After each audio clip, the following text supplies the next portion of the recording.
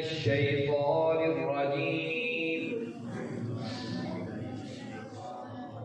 بسم الله الرحمن الرحيم وكذلك نولي بعض الظالمين بعضا بما كانوا يكسبون يا معشر الجن والإنس ألم يأتكم رسل منكم يقصون عليكم آياتي وينذرونكم لقاء يومكم هذا قالوا شهدنا على أنفسنا وغرتهم الحياة الدنيا وشهدوا على أنفسهم أنهم كانوا كافرين ذلك أن لم يكن ربك مهلك القرى بظلم وأهلها غافلون ولكل درجات مما عملوا وما ربك بغافل عما يعملون صدق اللہ۔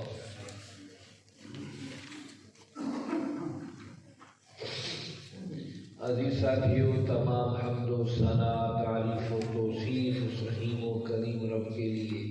اس کا رحم اور کرم ہر سو وسیع۔ اس کے بعد لاکھوں کروڑوں درود و سلام اس نبی مہرباں پر جنہوں نے اللہ رب العزت سے حق کو پا کر ہم تک حق پہنچانے کا حق ادا کر دیا۔ عزیز ساتھیوں، ہم نے سورہ انعام کی 128 آیات پڑھ لی ہیں اور یہ 8واں پارہ ہے، اور گزشتہ آیت بینہ میں ہم یہ پڑھ اور سنائے کہ اللہ رب العزت قیامت والے ان سب کو اکٹھا کریں گے، جنات بھی اور انسان بھی رب کی بارگاہ میں ہوں گے۔ شیطان نے مہلت لی تھی کہ میں تیرے بندوں کو تیرا ناشکرہ بنا دوں گا، تو اللہ رب العزت نے یہاں یہ بات بتائی کہ وہ جو کثرت سے جو شیطان کے اور جنات کے تابع ہو گئے تھے، انسانوں نے بھی اللہ اکٹھا کر لیں گے اور پھر ان سے پوچھیں گے ہمیں بتاؤ، تو وہ کہیں گے ربنا استمتع بعضنا ببعض، ہم ایک دوسرے کی مدد کیا کرتے تھے، ہمیں معلوم تھا کہ ہمارے لیے ایک اجل ایک مقرر ہے جو تو نے مقرر کر رکھی ہے۔ اللہ فرمائے کہ جانتے ہوئے بھی تم لوگوں نے غلط راستہ اختیار کیا، جاؤ آگ تمہارا ٹھکانہ ہے، اس پہ ہمیشہ ہمیشہ رہو گے۔ اس آیت سے ایک بات یہ بھی ہمیں سمجھ میں آئی،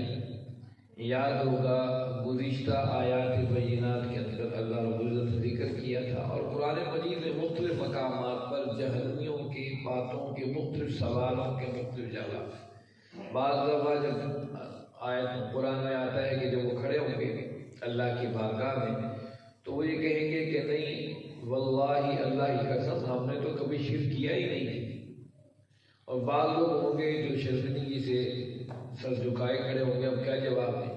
اور بعض لوگ کہیں گے ہم جانتے تھے کہ اجل ہماری مقرر ہے، ہم نے مر جانا ہے، لیکن پھر بھی ہم لوگ اپنی ہٹ دھرمی میں رہے۔ یہ تھی گزشتہ آیات۔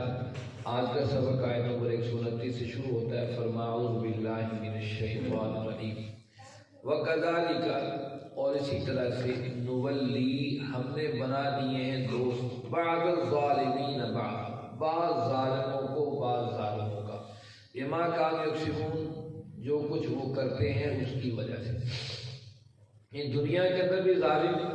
اکٹھے ہوتے ہیں، اپنی دوستیاں بڑھائے رکھتے ہیں، آپس سے معاملات تعلقات رکھتے ہیں۔ میدان حشر میں بھی اللہ ظالموں کو اکٹھا کرے گا ایک ہی جگہ پر۔ یا معاشر الجن والانس، اے جن اور انسانوں کے گروہ، الم یاتکم رسل، کیا تمہارے پاس رسول نہیں آئے تھے؟ منکم، تم میں سے، یقصون علیکم، جو بیان کرتے تھے تم پر آیاتی، ہماری آیات، وینذرونکم، اور تمہیں ڈراتے تھے لقاء، ملاقات کی، یومکم ھذا، اس دن کی ملاقات کی۔ قالوا، انہوں نے کہا شہدنا، ہم گواہ ہیں، علی انفسنا، اپنی جانوں پر، وغرتہم الحیات الدنیا، ان کو دھوکے میں ڈالے رکھا دنیا کی زندگی نے، وشاہدوا علی انفسہم، اور وہ گواہی دینے لگے اپنے ہی خلاف، انہم کانوا کافرین، کیونکہ وہ کافر ہیں، اللہ کے انکاری ہیں۔ اور کفر کا مطلب میں نے بتایا تھا، ناشکری بھی ہوتی ہے اور اللہ کے ناشکر ہے۔ اس آیت میں پھر جن اور انسانوں سے مخاطب، یا معاشر الجن والانس، پہلے جنات سے مخاطب پھر انسان۔ حالانکہ قرآن مجید میں سارا تقریباً یا ایھا الذین آمنوا، اللہ ایمان سے مخاطب ہے، کہیں کافروں سے مخاطب ہے، کہیں منافقوں سے مخاطب ہے، یا اللہ نے براہ راست جن اور انس دونوں سے مخاطب ہے۔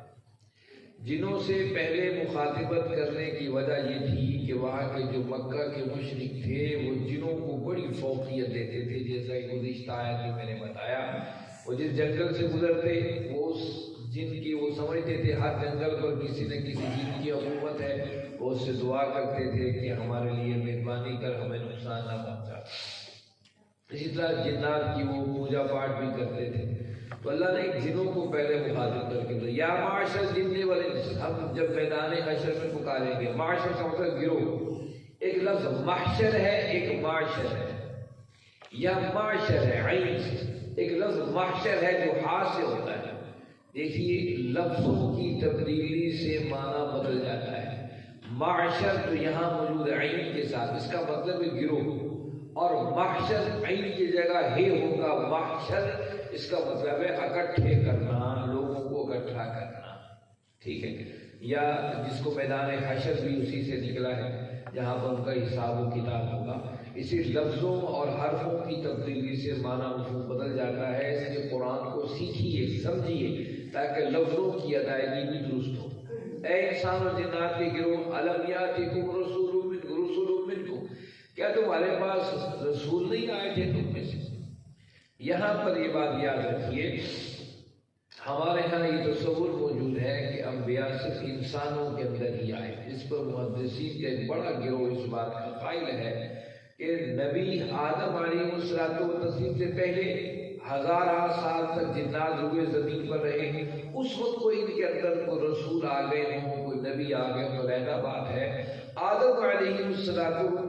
سے لے کر جتنے بھی آقا کریم صلی اللہ علیہ وسلم تک جو نبی اور رسول آئے ہیں، وہ نبی انسانوں کے لیے بھی تھے اور جنات کے لیے بھی تھے،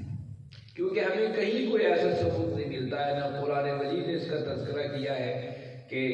انسانوں کے لیے اور نبی تھے، جنات کے لیے اور نبی۔ محدثین نے اس آیت سے یہ بات لی ہے کہ رسول منکم، کہ ہر ایک تم میں سے رسول بنا کر بھیجے، کہ نبیوں کے ہی نمائندے ہوتے تھے جنات میں سے، جو نبیوں کا پیغام جا کر ان کو پہنچاتے تھے، اور جو پیغام پہنچانے والا ہوتا اسے بھی رسول کہا جاتا ہے۔ اچھا، لیکن بعض محدثین نے کہا کہ نہیں، اس طریقے سے انسانوں کے حوالے سے یہ بات کہی گئی کہ کوئی فرشتہ اتار دو، انہوں نے اعتراض کیا اہل مکہ نے، تو اللہ نے کہا کہ فرشتہ اتارا جاتا تو وہ اعتراض کرتے، ہم کھاتے بھی ہیں، پیتے بھی ہیں، کاروبار بھی کرتے ہیں، تجارت بھی کرتے ہیں، فرشتے کو تو کوئی کام ہی نہیں، نہ کھانا نہ پینا نہ تجارت۔ تو انسان کہتے ہیں یہ کیسے کر سکتا ہے، یہ تو کر سکتا ہے سارے کام، پر ہمیں تو اور بھی بہت سے روزے اور بہت سے کام ہیں، ہم تو نہیں کر سکتے۔ تو جنات بھی ایسا کہتے ہیں، اس لیے جنات کے لیے اللہ نے علیحدہ نبیوں کو بھیجا ہوگا، یہ لوگوں کے اپنے ہی ایک انداز ہے۔ لیکن ایک بات یہ ہے کہ نبی جنات نے کبھی یہ نہیں کہا، اللہ کے نبی صلی اللہ علیہ وسلم سے ملاقات کے دوران بھی کئی حدیث موجود ہیں جنات نے اللہ کے نبی صلی اللہ علیہ وسلم سے ملاقات کی، لیکن اس میں کہیں نہیں کہا کہ ہمارے پاس بھی کوئی جنوں میں سے نبی آیا تھا، ایسا کہیں موجود نہیں۔ لیکن بہرحال اس میں اختلاف موجود ہے کہ جنوں میں نبی رسول علیحدہ تھے، انسانوں میں علیحدہ تھے کہ نہیں تھے، لیکن اس بات پر امت متفق ہے کہ محمد کریم صلی اللہ علیہ وسلم ہر جن اور ہر انس کے نبی ہیں، اور آپ کی نبوت قیامت تک کے لیے ہر جنوں اور انسانوں کے لیے۔ اسی وجہ سے قرآن نے سورۃ جن کے اندر بتایا قُلْ أُوحِيَ إِلَيَّ أَنَّهُ اسْتَمَعَ نَفَرٌ مِنَ الْجِنِّ فَقَالُوا إِنَّا سَمِعْنَا قُرْآنًا کہ عجبا یہدی الی الرشد فآمنا بہ وَلَن نُشْرِکَ بِرَبِّنَا کہ وہ ایک گروہ نے جب دیکھا، باتوں کو سنا، آپ کے پاس آئے اور اپنے ایمان کی شہادت دی کہ ہم آپ پر ایمان لے آئے ہیں، اس کتاب پر ایمان لے کر آئے۔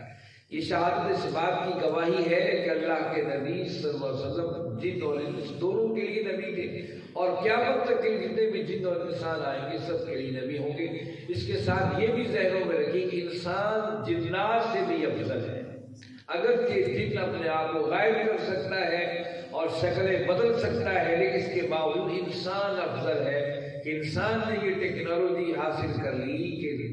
غائب نہ ہونے کے باوجود اس نے منو ٹن لوہا جہازوں کی شکل میں فضا میں اڑا دیا ہے، اور راکٹ کے ذریعے دنیا کی جو ہے وہ تلاش کے اندر ہے۔ اسی طرح سے ڈرون کیمروں کے ذریعے پوری دنیا کے حالات سے باخبر ہے، اور آپ کے مٹھی میں بند موبائل کے ذریعے پوری دنیا سے رابطے میں ہے۔ جنات کی ایسی ترقی کا ذکر ہمیں کہیں نہیں ملتا۔ ہاں ایک بات اور بھی ہے، ایک بات اور ہے، یہ قاضی ثناء اللہ بانی پتی رحمۃ اللہ نے اپنی تفسیر میں اس کا ذکر کیا۔ یہ بڑی عجیب بات ذکر کی۔ وہ کہتے ہیں جنات میں بھی نبی ہو سکتے ہیں۔ کس طرح؟ وہ دلائل دیتے ہیں کہ ہندوستان کے اندر جتنے بھی ہندو موجود ہیں، انہوں نے مختلف قسم کی مورتیاں بنائی ہوئی ہیں۔ کبھی کسی کے 6 ہاتھ ہیں، کسی کے 2 سر ہیں، کسی کے سونڈ ہے، اس کو خدا سمجھ کے ان کی پوجا پاٹ وہ کرتے ہیں۔ قاضی ثناء اللہ بانی پتی رحمۃ اللہ علیہ اس حوالے سے فرماتے ہیں کہ ہو سکتا ہے یہ جو شکل و شمال انسانوں کی تو ہے نہیں، انہیں وہ اوتار کہتے ہیں کہ یہ اللہ کی طرف سے اتارے ہوئے ہیں۔ ہو سکتا ہے یہ جنات کی پوجا پاٹ کرتے ہوں جو اس زمانے میں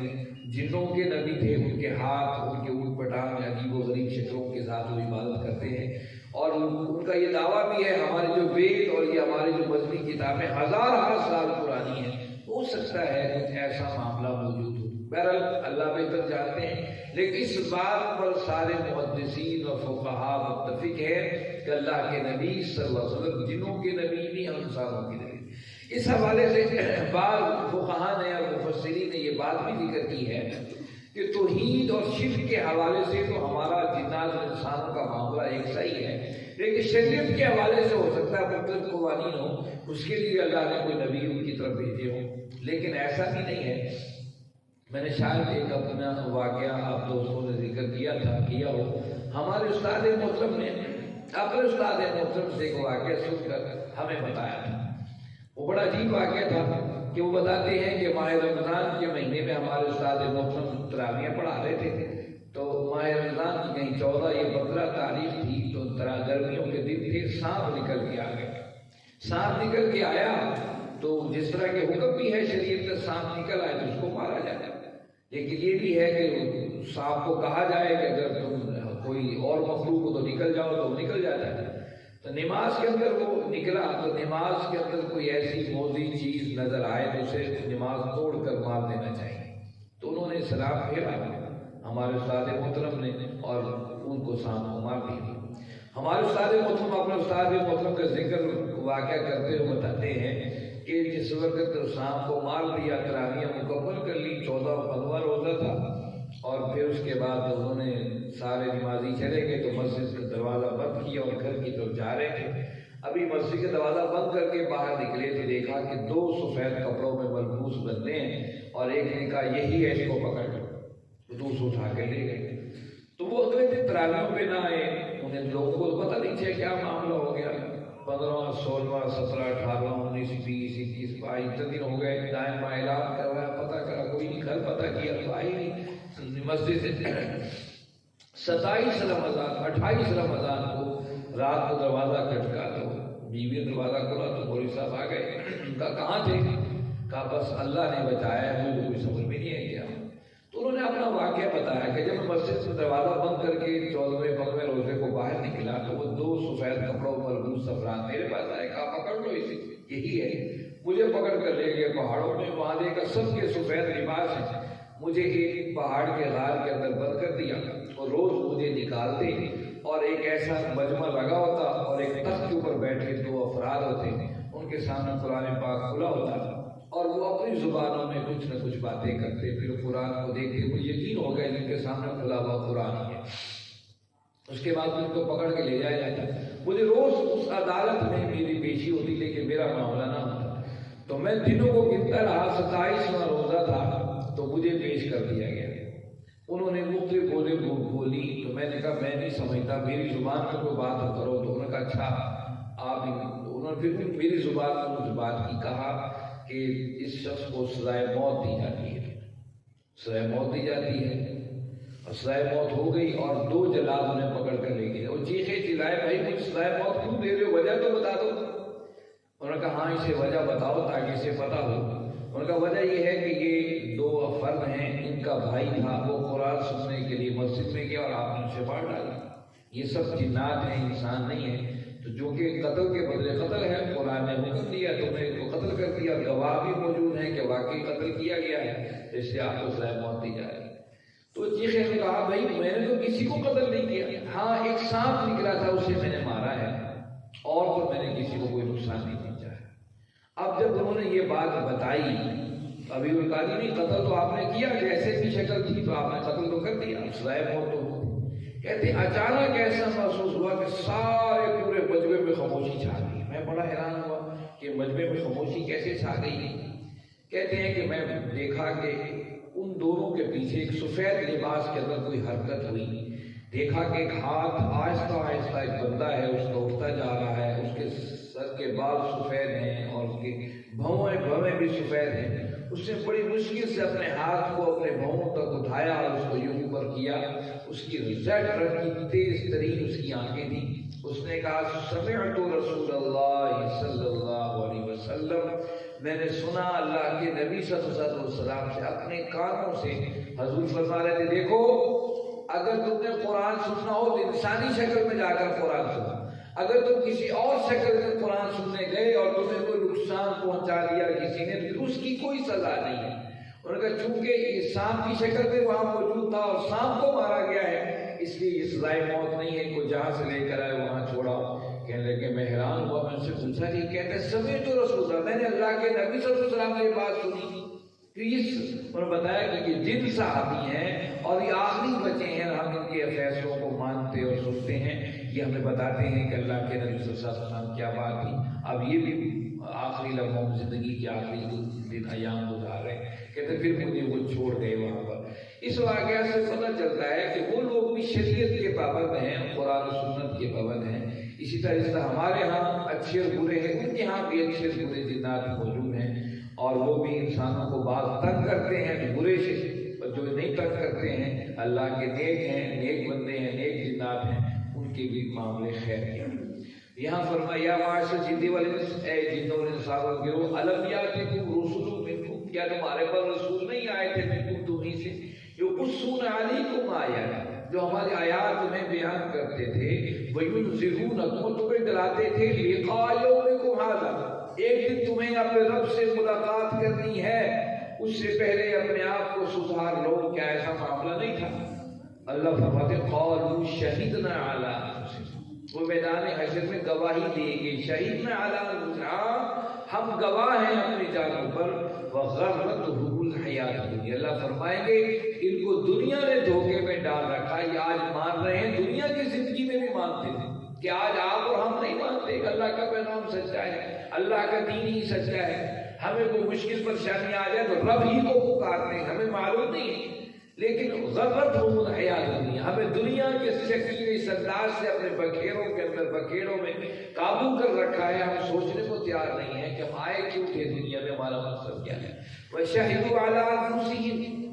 یہی وجہ ہے کہ آج وہ اپنے اوپر گواہی دے رہے ہیں انہم کانوا کافرین، کیونکہ وہ کافر ہیں۔ اور میں نے بتایا کافر کا مطلب ایک تو صریحاً انکار کر دینا ہے اللہ اور اس کے رسول کا، ایک کافر ناشکری ان کو بھی کہتے ہیں۔ تو گویا کہ اگر ہم تو صریحاً انکار نہیں کرتے لیکن ہم اللہ کی نعمتوں کا شکر بھی تو ادا نہیں کرتے۔ ذالک لم یکن ربک، یہ اللہ کا نظام ایسا نہیں ہے کہ تمہارے رب کا مہلک القری، جو ہلاک کر دے بستیوں کو بظلم، صرف ظلم کی بنا پر، واہلھا غافلون، اور ان کے رہنے والے اس سے غافل ہوں۔ اللہ نے کہا یہ اللہ کا نظام ہے۔ اللہ نے ایسی کسی بستی کو اٹھا کر دنیا میں تباہ نہیں کر دیا ہے، بلکہ جب انہیں پہ تمام حجت ہو گئی، انہیں پتہ چل گیا ہدایت یہ ہے، صحیح راستہ یہ ہے اور غلط راستہ یہ ہے، پھر اس کے بعد جب انہوں نے انکار کی روش اختیار کی تو پھر اللہ نے ان پر عذاب کو اتارا ہے۔ ماضی کے اقوام کو دیکھیں کہ کوئی ایسی بستی نہیں ہے جہاں نبی نہ آیا ہو اور اللہ نے پوری قوم کو عذاب مبتلا کر دیا، ایسا نہیں ہے۔ انبیاء آتے تھے، انہیں پیغام حق سناتے تھے، اچھے برے کی تعبیر بتاتے تھے، وہ سمجھ جاتے تھے اچھائی کیا ہے برائی کیا ہے، لیکن جب ہٹ دھرمی پر اڑے رہتے تھے پھر فرمایا مہلک القری، پھر بستیوں کو ہلاک کر دینے کا نظام اللہ کا چلا کرتا تھا۔ اس لیے آج بھی جو ہم اللہ کے نبی صلی اللہ علیہ وسلم کی دعاؤں سے بچے ہوئے ہیں، اس میں فرمایا کہ یا اللہ میری امت کو ایک دم سے ہلاک نہ کر دینا، لیکن اس کے باوجود کہیں کہیں زلزلے آ کر، کہیں کو بیماریوں کی شکل میں، کورونا کی شکل میں، کہیں نہ کہیں آ کر اللہ بتاتے ہیں دیکھو تم سمجھ چکے ہو، جو انسان ستاروں پر کمر ڈال رہا ہے اور موبائل جیسی تیز ترین چیز بنا رہا ہے، اس سے بھی تیز ترین چیزیں بنانے میں لگا ہے کہ اس رب کو پہچاننے کے اندر کیا کمی کوتاہی رہ گئی ہے۔ تو اللہ ہمیں تھوڑے سے جھٹکے دے کر بتاتے ہیں غفلت کی نیند کو چھوڑو، رب سے تعلق کو بناؤ۔ وَلِكُلِّ دَرَجَاتٌ مِّمَّا عَمِلُوا، اور ہر ایک کے لیے وَلِكُلِّ، اور ہر ایک کے درجات درجے ہیں، مِّمَّا عَمِلُوا، جو کچھ انہوں نے کیا ہے۔ وَمَا رَبُّكَ بِغَافِلٍ عَمَّا يَعْمَلُونَ، اور تمہارا رب غافل نہیں ہے ان کے کاموں سے۔ اس طریقے سے دنیا کے اندر اچھے برے لوگ ہوتے ہیں، اچھی کی کیٹیگری بھی ایک سی نہیں ہوتی۔ بعض لوگ کہتے ہیں کہ نماز نہیں پڑھو لیکن ہم بڑے نیک ہیں، صدقات و خیرات کرتے ہیں۔ بعض لوگ ہیں نمازی ہیں لیکن عملی طور پر رشوت بھی لے رہے ہیں، سارے کام کر رہے ہیں۔ نیکی کے حوالے سے انسان برابر نہیں ہے، برائی کے لحاظ سے برابر نہیں ہے۔ دنیا کی عدالتوں میں دیکھیے سزائیں بھی ہر ایک کی گناہ کے حوالے سے مختلف ہوتی ہیں۔ اسی طریقے سے اللہ نے فرمایا وَلِكُلِّ دَرَجَاتٌ مِّمَّا عَمِلُوا، ہر ایک انسان کے عمل کی وجہ سے اس کے درجے ہیں۔ اگر اس کی جنت کو بھی 8 درجوں میں تقسیم کیا اور جہنم کو بھی 8 درجوں میں تقسیم کیا، اور پھر کوئی لیول بتائے کہ یہ فلاں کام کرے گا اس جنت کے اندر، اتنا اعلیٰ کام کر کے آئے گا جنت الفردوس سب سے بڑی جنت کے اندر۔ اسی طرح جہنم کے حوالے سے کہا کہ جو منافقین ہیں وہ منافقت کرتے ہیں اللہ کے اور اس رسول سے اور اہل ایمان سے، جہنم کا سب سے آخری درجہ جو اسفل السافلین ہے ان کے لیے رکھا گیا ہے۔ اسی طرح جہنم کے درجے بدرجے اسی کا ذکر ہو رہا ہے۔ وَلِكُلِّ دَرَجَاتٌ مِّمَّا عَمِلُوا، ہر ایک کے انسان کے اعمال کے لحاظ سے اس کے درجے ہیں۔ وَمَا رَبُّكَ بِغَافِلٍ عَمَّا يَعْمَلُونَ، اور تمہارا رب ان کے کاموں سے اور کرتوتوں سے غافل نہیں ہے۔ دیکھیے ایک چھوٹا سا کیمرہ